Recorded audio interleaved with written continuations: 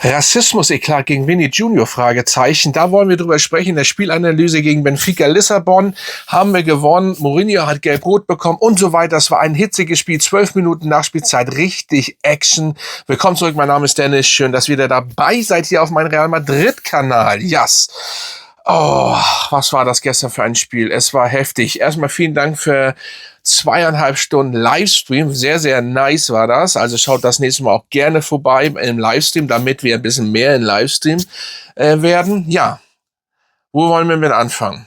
Mit dem Spiel allgemein.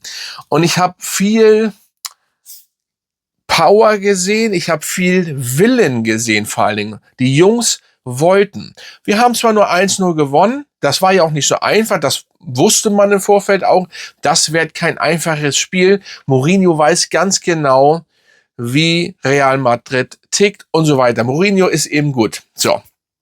Außer in manchen Sachen, da kommen wir später zu. Und natürlich auch zu Vini Junior seine Sachen. Da kommen wir auch zum Schluss am Ende des Videos. Des Spiels wollte ich gerade sagen. Dementsprechend, ich habe Lust gesehen, ich habe Kraft gesehen. Hausen gestern hat überall gespielt. Also wir müssen mal Hausen kurz mal, ja, sag ich mal, hervorstechen. 7,9, glaube ich, bewertet. Wir werden auf die Punkte nochmal eingehen. Richtig gutes Spiel gemacht. Ich habe ja die ganze Zeit mit ihm gemeckert. Musste man ja auch, er hat wirklich schlechte Spiele gemacht. Außer die Club-WM, ich fand, sonst war es ein Fehlankauf bis jetzt. Gestern hat er endlich mal gezeigt, was er kann. Kaum Fehler, wenn überhaupt ein Fehler. Richtig gut gemacht. War hier, war dort, ist nach vorne gegangen, hat richtig gut mitgespielt. Wie im Endeffekt die ganze Mannschaft. Außer vielleicht Vini. Vini ist nach hinten, Arbeit, ja. Lassen wir mal so stehen, braucht man nicht viel sagen. MAP arbeitet schon gern mal, öfters mal nach hinten. Und das kann man bei Vini nicht so wirklich sagen. Da gab es Situationen, da wurde er angespielt, ja, da wartet er auf den Ball. Ja, man muss zum Ball hingehen.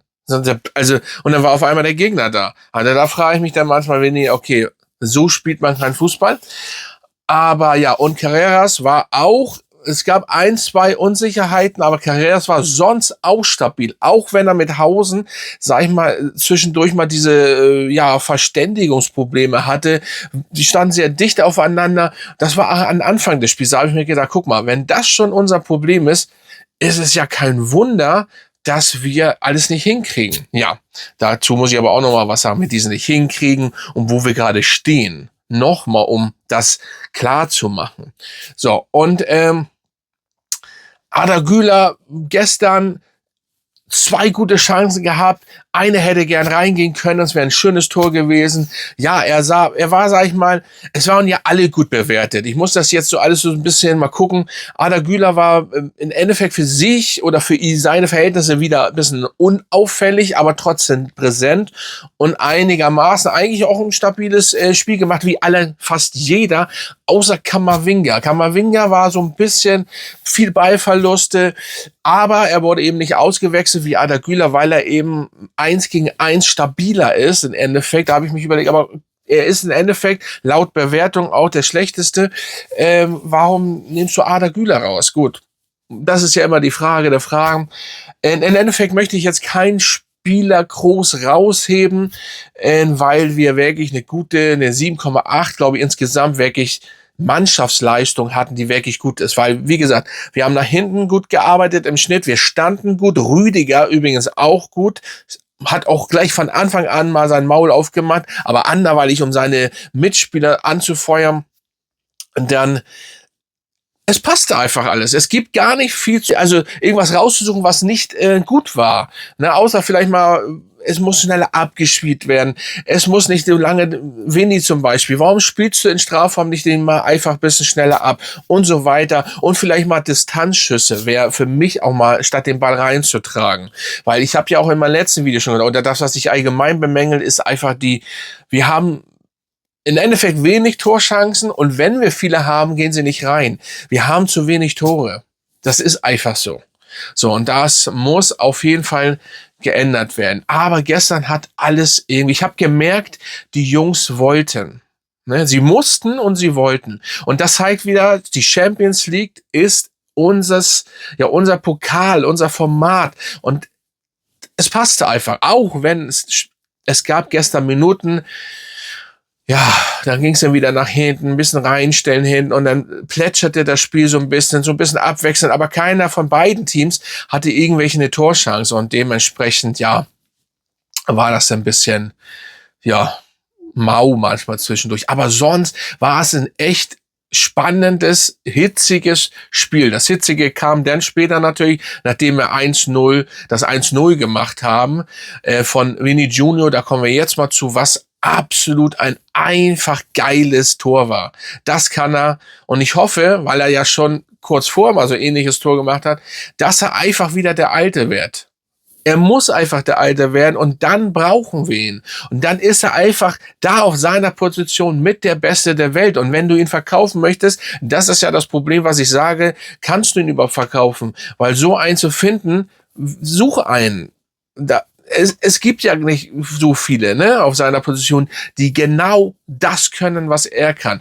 Gehen wir mal von weg mit den Hinfallen, dies und jenes, aber es war stabil gestern und ein richtig nices Tor und natürlich auch ein sehr schöner Tanz an der Eckfahne. Ja, und dann gab es natürlich irgendwie Action auf einmal und auch im Livestream, keiner wusste, was ist denn da jetzt? Wieso wird da jetzt so ein Theater gemacht? Ich dachte eigentlich erst, dass da sage ich mal, das Tor wieder kontrolliert wird, war es ein Abseitstor, oder was auch immer sie da gesucht haben. Abseits wäre ja Quatsch gewesen.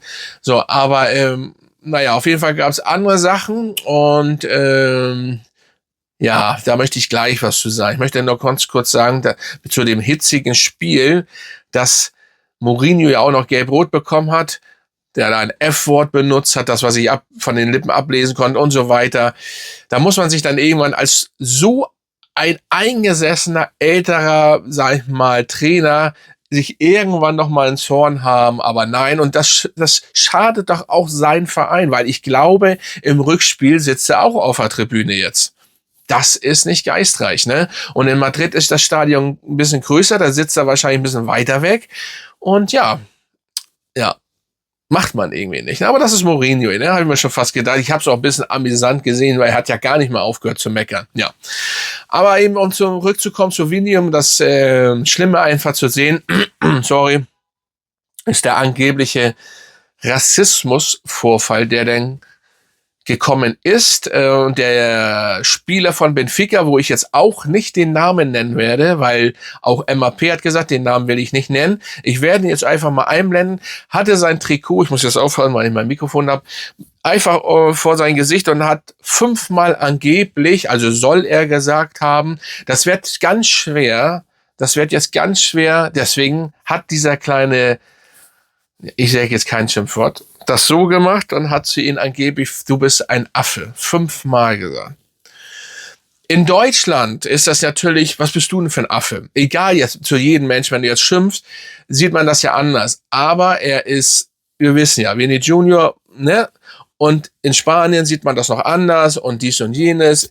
Und er ist natürlich dann auch schwarz und dann kommt dieses Ding und natürlich macht man das in dem Fall nicht und ich weiß ja, worauf das bezogen ist. Natürlich wollen sie ihn triggern, aber es ist denn in dem Endeffekt auch logischerweise eine Beleidigung, ein Rassismus, Eklat, Vorfall, das gehört auf dem Fußballfeld nicht, weil das ist einfach pervers. Genauso wie die Zuschauer.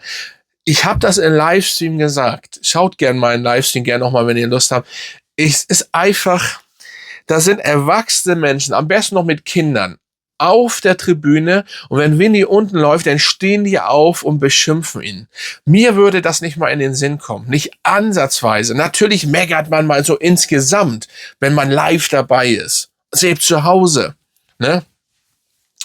Aber das sind erwachsene Menschen, die einen beleidigen von A bis Z. Und wenn du denen eine Waffe in die Hand geben würdest, das ist immer mein bestes Beispiel, gib Fußballfans, die an der Ecke oder irgendwo richtig so hart drauf sind, gib denen in dem Moment eine Waffe, die würden sogar abdrücken, diese Vollidioten. Das muss man sich mal vorstellen. Das ist einfach pervers und das gehört da nicht hin. Und das ist das, was ich zum Beispiel an der NFL feiere. Das ist eine große Familie und irgendwie selbst da ist trotzdem Action, aber alles vernünftig in Amerika und auch in England oder auch mit den Mann, stell mal vor, die Flasche, die Wasserflasche, die da runtergekommen ist, die hätte Winnie auf den Kopf bekommen. Die Idioten da oben, die wissen überhaupt nicht, was sie da tun. Wissen sie nicht. In England wird das bestraft, du wirst für dein Leben lang Stadionverbot bekommen. Das muss überall herrschen eigentlich. Das muss überall herrschen. Ich hasse das auch, wenn das so da ist, das muss alles gleich sein in jedem Stadion weltweit. Punkt. Also wenn er das gesagt haben soll, was wir wahrscheinlich oder keiner rausfinden wird, weil er eben sein Trikot vor der Fresse hatte, da war auch froh, dass er ausgewechselt worden ist, da der Hater, der möchte gern Fußballer da, dann geht das einfach nicht. Und dann muss er auch eher bestraft werden und so weiter und so fort. Dadurch gab es natürlich 12 Minuten lang Nachspielzeit, aber es war auch richtig, dann mit den Auswechslungen und so weiter und so fort. Hat Benfica Lissabon aber nichts gebracht. Wir haben trotzdem gewonnen, 1-0 und Punkt. Und das war wichtig, der Sieg. Und wir werden auch mindestens am besten 4-5-0 sie wegschießen in Madrid. Schon wegen dieser ganzen Scheiße, die da jetzt passiert ist, ja. Und ich kann mal ganz kurz die Bewertung durchgehen. Courtois 7,7. Sorry. Carreras wieder 8,3. Ich sag's ja. Auch hier wieder richtig gut gespielt. Warte mal. Das geht hier nicht. Hausen 8,0. Gestern endlich mal, wie gesagt, hatte ich erwähnt, richtig gut. Rüdiger 7,5. Ey, waren alle gut. Trent war auch wieder richtig gut. Weltklasse in manchen Situationen. 7,7. Valverde 7,9. Arda Güler 7,3. Mit Camavinga im Endeffekt der schlechteste von der Bewertung. Aber ziemlich auch, ja, unauffällig, aber trotzdem präsent, finde ich. Tchouaméni 7,9. Vini Junior 8,2 und MAP 7,5. Das finde ich leider schade, dass MAP gestern nicht getroffen hat wegen den Rekord und so weiter und so fort, um auch gegen Harry Kane, der ja, gut, der ist ja ein bisschen zurück, trotzdem, sage ich mal, noch ein bisschen weiter wegzuziehen, ja. So, dann noch mal ganz kurz Ergebnisse. Galatasaray hat 5-2 gegen Juve gewonnen. Herzlichen Glückwunsch. Monaco gegen Paris 2-3, das hat Paris dann noch mal gedreht. Und Dortmund gewinnt gegen Atalanta Bergamo 2-0. Ja, das für den Spiel heftig, hitzig, actionreich, aber gewonnen. Das war wichtig. Wir haben gut gespielt, hinten, vorne. Es hat alles, sag ich mal, funktioniert. Natürlich noch nicht perfekt. Da fehlt auch noch eine Spur. Das dauert auch noch. Aber es war trotzdem, ja, richtig nice und mal endlich, sag ich mal, gut anzusehen, ohne dass ich im Endeffekt Angst haben musste, jetzt kriegen wir wieder ein Gegentor und so weiter. Ihr könnt ja mal unterschreiben, was ihr davon haltet und dementsprechend, ja, wird das die Spielanalyse eigentlich, ja, wenn man so gut im Endeffekt dasteht, insgesamt auch als Team, sag ich mal, gut funktioniert hat, man hat gemerkt, dass sie vielleicht auch essen waren zusammen, in dem Spiel auf jeden Fall, oder weil es einfach die Champions League ist, das werden wir natürlich sehen, wie es jetzt in der Liga am Samstag schon wieder weitergeht. Da gucken wir, die auch wahrscheinlich live sein. Und dementsprechend gucken wir mal. Bin ich gespannt. Also, Hala Madrid, Freunde. Und dann bis zum nächsten Mal.